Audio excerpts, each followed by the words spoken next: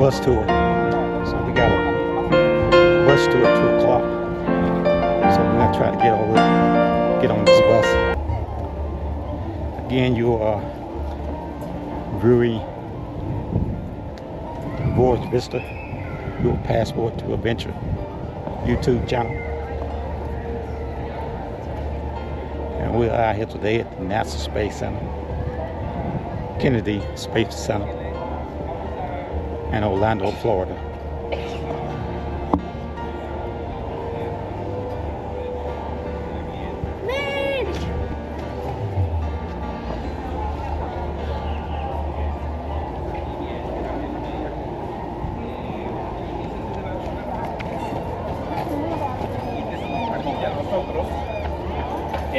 Hacer el suelo.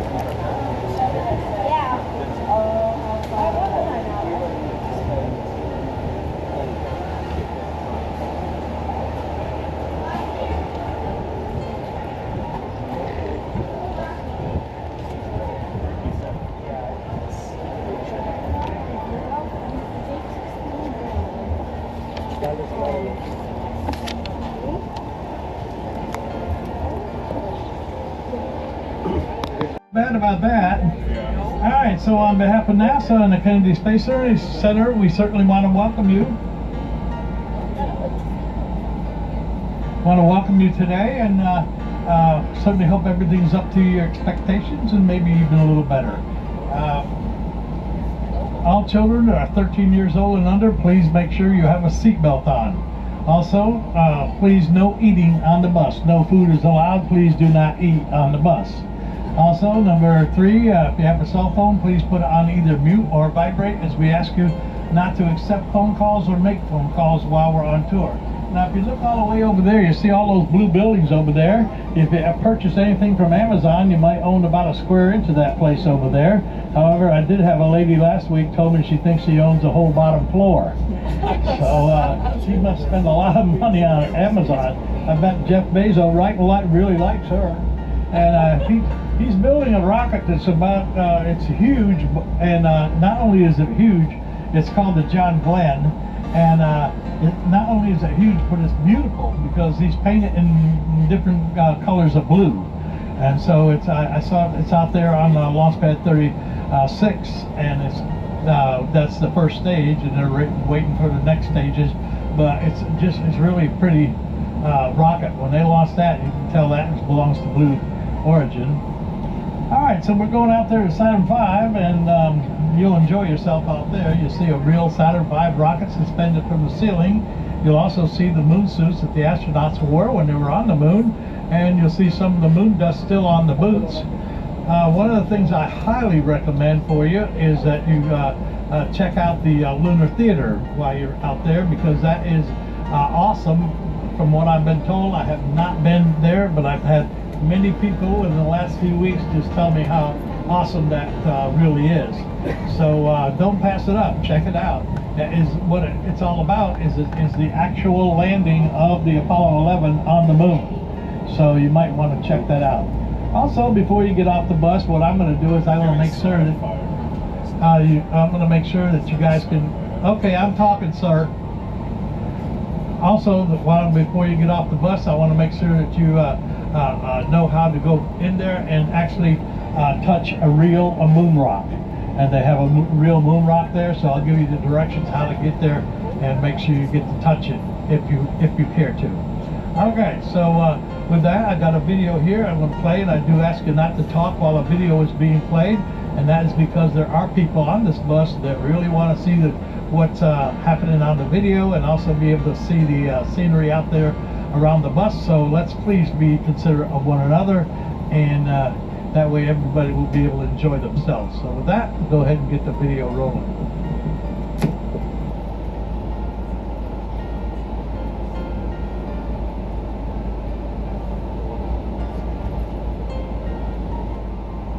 Ignition sequence start. I'm going to step off the land now.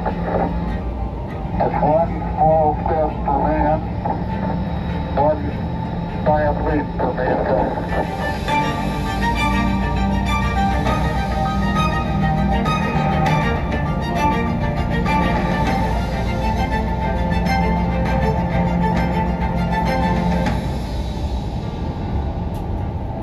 We have pondered our place amongst the stars since the dawn of humankind. We've looked at the stars with wonder and amazement, their glow guiding our travel for centuries. The more we learn about our universe, the more questions we have. I'm Emily Calandrelli, and today you'll be following me behind the gates on this exclusive bus tour of Kennedy Space Center. Our journey will take us past active facilities and end at the visitor complex's own Apollo Saturn V Center. But before we begin this journey, just like every NASA mission, our #1 goal is to return home safely. So always stay seated while the bus is in motion. Please, no food or drinks on the bus with the exception of water. Please keep conversation to a minimum so others may hear and enjoy the tour. No photography is permitted at the security gates, but there will be plenty of photo opportunities during the tour.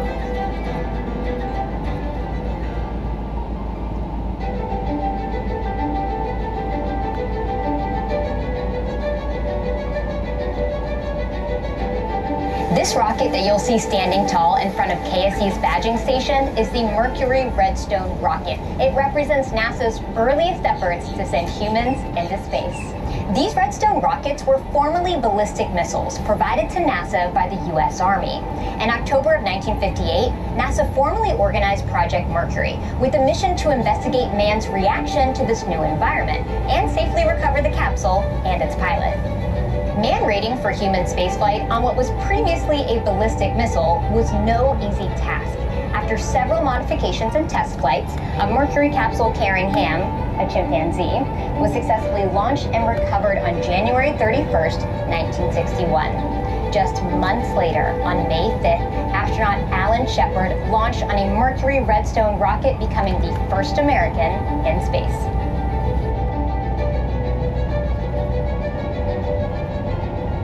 Hi, I'm Janet Petro, and welcome to NASA's John F. Kennedy Space Center, where NASA astronauts have ventured forth on flights of exploration since the 1960s. And what an exciting time to visit our multi-user spaceport. Through our Commercial Crew program, we are sending astronauts to the International Space Station from American soil for the first time since the Space Shuttle program ended in 2011. We're continuing to launch new research experiments and supplies to the space station with our commercial resupply services, and launching the most technologically advanced scientific instruments to date into space through our Launch Services program. This all culminates in our ultimate mission, the Artemis program, where NASA will return to the moon, this time with the first woman and first person of color, and continue on to Mars. In all our history, there's been one common theme woven throughout our DNA. It's our insatiable desire to explore beyond our home planet in our never-ending quest to expand our knowledge of the universe. As you venture behind the gates, you'll find a community of the most talented, dedicated, motivated workforce anywhere in the world who believe in the unlimited potential of space exploration. This is an active spaceport where new things are happening every day. You never know what you might see, so enjoy your tour.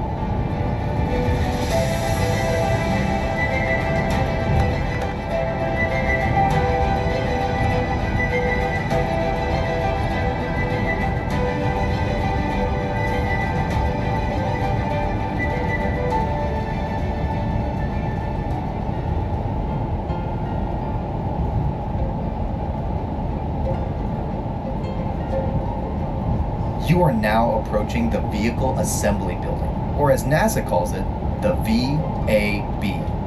It is one of the largest buildings in the world by volume, and is the place where NASA completes the final assembly of its rockets before launch. The sheer scale of this building is hard to grasp, even when you're right next to it. Do you ever feel really small when you think about space? What about when you're standing next to a skyscraper or a really big bridge? Well, I feel about as small as an ant right now. I'm standing inside the vehicle assembly building trying to grasp how large it really is in here. It has 4 bays. Each bay has 2 large horizontal doors below it and 7 smaller vertically opening doors above it, tall enough to fit the world's largest rocket through. In fact, these are the largest doors in the world. Construction of the VAB required 65,000 cubic yards of concrete, 45,000 steel beams, 1 million steel bolts amounting to almost 100,000 tons of steel. Notice the flag painted on the outside of the VAB? It's the size of a 21-story building. The blue section alone is the size of an NBA basketball court. Each star is 6 feet across, and each red and white stripe is wide enough for this bus to drive down. And the entire VAB? It's so huge that the Roman Colosseum would fit on the roof with room to spare for a parking lot. By volume, the VAB can fit 3.5 Empire State Buildings, and it would take 250 billion ping pong balls to fill it. It was built in the 1960s for the Apollo program. Every Saturn V rocket that sent humans to the moon was assembled right here. Every space shuttle mission also assembled within these same walls. After the space shuttle program, a major renovation to the inside of this building began to accommodate NASA's next generation of rockets, the Space Launch System, or SLS. Lockheed Martin has developed a capsule called Orion that will sit atop the SLS rocket. This capsule is designed to facilitate human exploration of the moon and eventually Mars.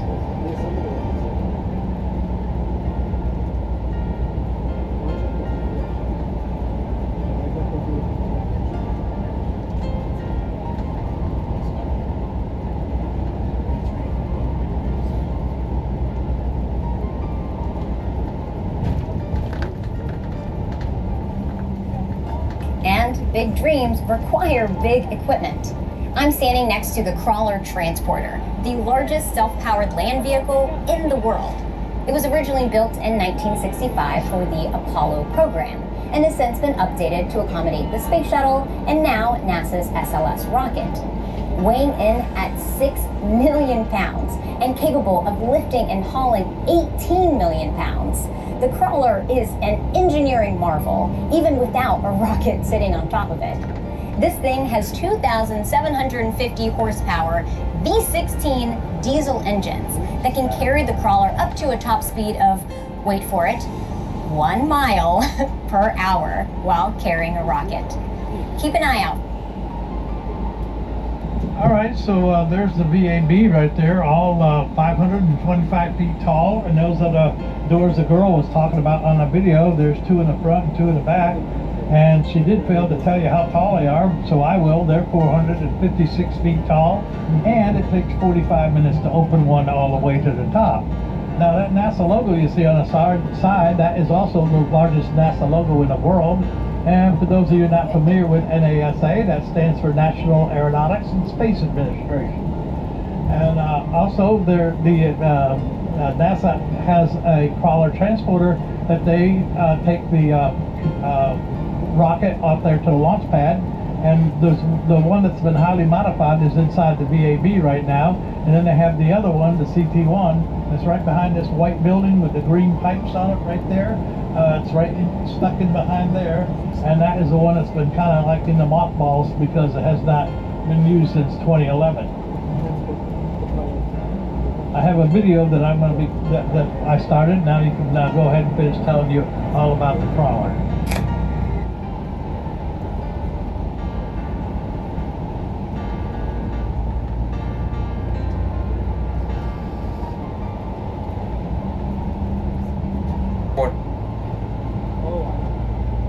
Will be used for the SLS program to take the launch vehicle back and forth to the pad. We will begin by going underneath the mobile launcher.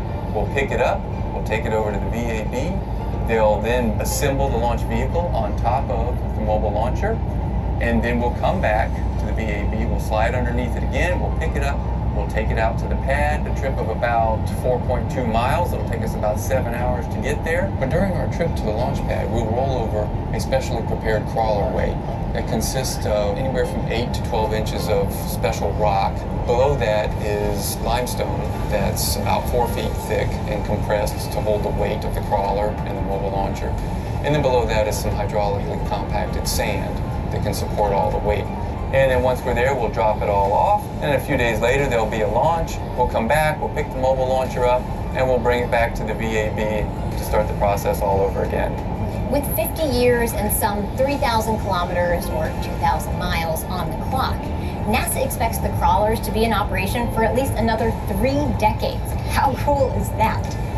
The latest refurbishment is complete, and preparation is well underway for the first SLS mission.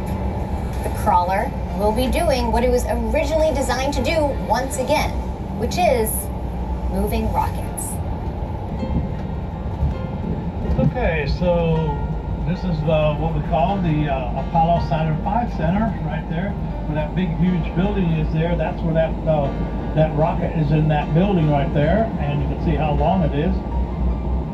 This is also called the Banana Creek viewing stands. They have the viewing stands for the launches. People pay a little extra, come out here to see a launch come off the launch pad. And right straight ahead of us, you can see that there's a launch pad that's black, and it has a lightning arrestor on top of it, and it is the most historic launch pad in the world. Every astronaut that ever stepped foot on the moon, that is where they were launched from.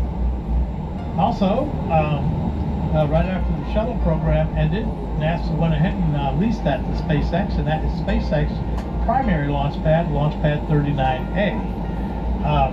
This is where they launched the Dragon capsule and also the Heavy Falcon from. They have a secondary launch pad. It's Launch Pad 40 over there on the Air Force side, and that is where they've been launching the satellites from.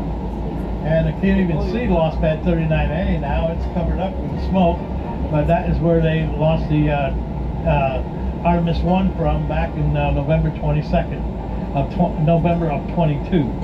Okay. Just ahead of us up here, you're going to see a stainless steel door with a red arch around it, and they will be having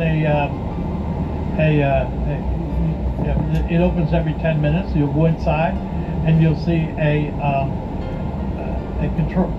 short video, and then after that, you go in to see a control room they use for Apollo 8. That they also will show you a demonstration of a launch.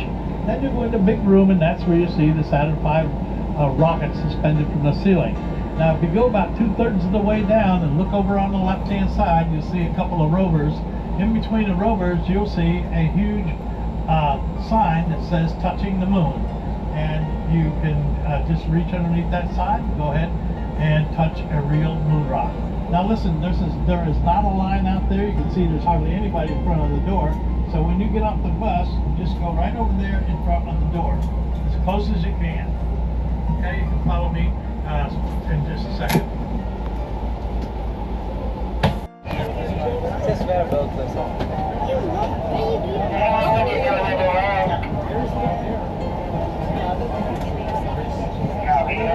Come over to Vista.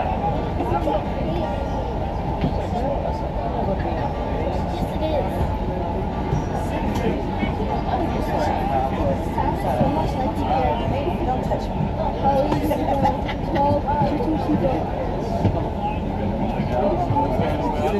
Oh, I know.